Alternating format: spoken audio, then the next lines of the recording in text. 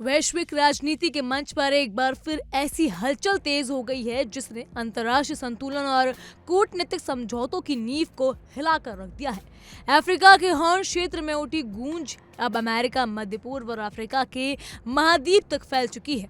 वजह बन रहा है इजरायल का वो फैसला जिसने दुनिया को दो खेमों में खड़ा कर दिया है। सोमालिया से अलग हुए क्षेत्र सोमालीलैंड को एक स्वतंत्र राष्ट्र के रूप में मान्यता देकर इजरायल ने एक ऐसा कदम उठाया जिसे कई देश ऐतिहासिक तो मान रहे हैं, लेकिन उसे कहीं ज्यादा देश इसे विवादास्पद और खतरनाक मिसाल बता रहे हैं। इस फैसले के बाद वैश्विक राजनीति में नई दरारें साफ दिखाई देने लगी।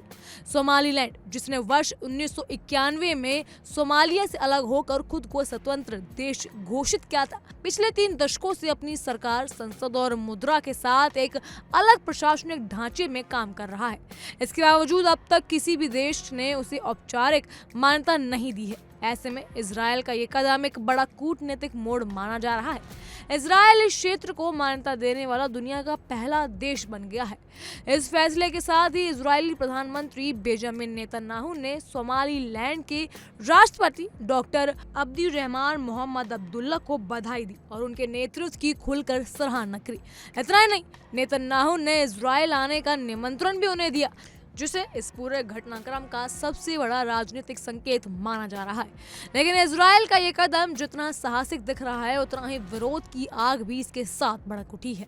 अमेरिका ने इस मुद्दे पर खुद को इजरायल से अलग करते हुए साफ कर दिया कि वो सोमालीलैंड को एक अलग देश के रूप में मान्यता देने के पक्ष में नहीं है। जी हाँ, अमेरिकी राष्ट्रपति डोनाल्ड ट्रंप ने स्पष्ट शब्दों में कहा कि अमेरिका ने सोमालीलैंड को मान्यता देने पर ना तो गंभीरता से विचार किया और न ही ऐसा करने का कोई इरादा है।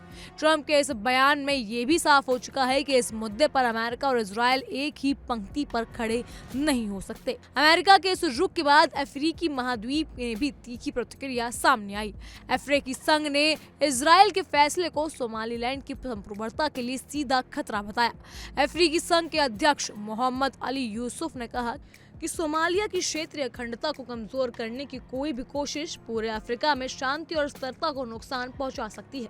उन्होंने 2 टूक शब्दों में कहा कि अफ्रीकी संघ सोमालीलैंड को एक अलग देश के रूप में मान्यता देने की किसी भी पहल को खारिज करता है और ये स्पष्ट करता है कि सोमालीलैंड आज भी सोमालिया के संघीय गणराज्य का अभिन्न हिस्सा है। इजरायल के इस कदम पर सबसे कड़ी प्रतिक्रिया खुद सोमालिया की संघीय सरकार की ओर से आई। सोमालिया सरकार ने इजरायल के फैसले को गैर कानूनी करार देते हुए कहा कि उत्तरी क्षेत्र में सोमालिया का अविभाज्य हिस्सा है और किसी भी देश को एक तरफा तौर पर उसे अलग राष्ट्र के रूप में मान्यता देने के अधिकार में नहीं है। सोमालिया के इस फैसले को अंतर्राष्ट्रीय कानून और उसकी संप्रभुता के खिलाफ बताया जा रहा है। इसके साथ ही मिस्र, तुर्की और पूर्वी अफ्रीकी संगठन IGD ने भी इजरायल के इस कदम की खुलकर आलोचना की है।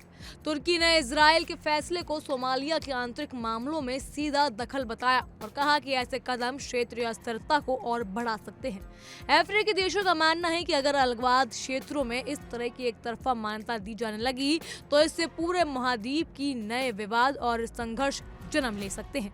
यही वजह है कि अफ्रीकी संघ ने एक सुर में इस फैसले को खारिज कर दिया। रिपोर्ट्स के मुताबिक इजरायल अब इस मुद्दे पर दूसरे देशों का समर्थन जुटाने की कोशिश कर रखता है। अगर भविष्य में कुछ और देश सोमालीलैंड को मान्यता देते हैं या इसके विरोध में खुलकर सामने आते हैं तो यह मामला केवल अफ्रीका तक सीमित नहीं रहेगा, बल्कि एक बड़े वैश्विक कूटनीतिक विवाद का रूप ले सकता है। विशेषज्ञों का मानना है कि इस फैसले के बाद दुनिया साफ तौर पर 2 खेमों में बढ़ती नजर आ सकती है। जहाँ एक तरफ इजरायल और उसके संभावित समर्थक होंगे तो दूसरी तरफ अमेरिका, अफ्रीकी संघ और कई क्षेत्र संगठन खड़े दिखाई देंगे। इस पूरे घटनाक्रम ने एक बार फिर ये सवाल खड़ा कर दिया है कि अंतर्राष्ट्रीय राजनीति में संप्रभुता, क्षेत्रीय अखंडता और मान्यता के नियम किस दिशा में जा सकते हैं। सोमालीलैंड को लेकर लिया गया यह फैसला आने वाले समय में वैश्विक राजनीति के लिए एक बड़ी कसौटी साबित हो सकता है, जहां हर देश को यह तय करना होगा कि वो किस खेमे में खड़े हैं और किस सिद्धांत के साथ खड़े हैं।